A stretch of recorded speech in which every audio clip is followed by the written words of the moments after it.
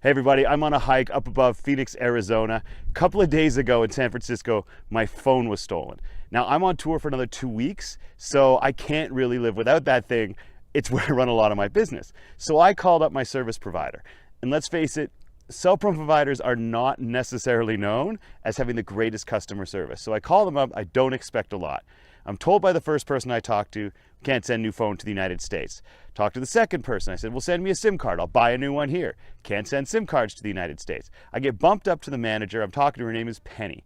And effectively, Penny says the exact same things the first two people were. Our policies don't allow for us to do this. It's too easy to commit fraud. You're asking us to send a pretty expensive piece of equipment to an address that is not attached to the owner of the account. So I understand that. But I'm like, look, I'm really up a creek here. I got 2 weeks on the road, no way to run my business without a phone.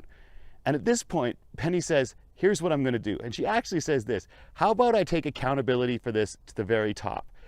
I'm going to the mall anyway after work. Then I have to go mail something. So I'm gonna pick you up a SIM card. If you buy a phone down in the States, I'll pick you up a SIM card. And then when I go to the post office, I'm going to courier this SIM card myself personally to make sure that you get it.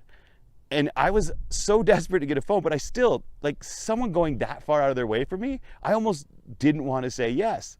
But I did it. And what I said yes, and she did it. It arrived today. And I just wanted to say, moments like that, all right, somebody had stolen my phone.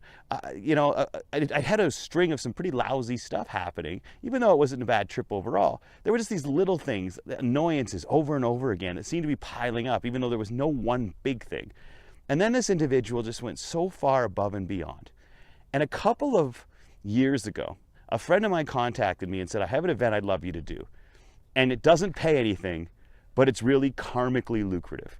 And I just wanted to share that story and that idea, that there are some things in our lives that maybe don't seem to pay anything, that maybe don't have a direct benefit right away, but I like looking at the idea that they are karmically lucrative. And so I hope, Penny, if you ever get to see this, I hope what you did is karmically lucrative for you. I hope it comes back around. And you know what, today, go out and try to identify something that's gonna be karmically lucrative for you. I really like the concept, and it reminds us that we're not always gonna see the reward right away for what we do, but it's gonna come back around. So for the day one leadership video blog, I'll talk to you all again soon.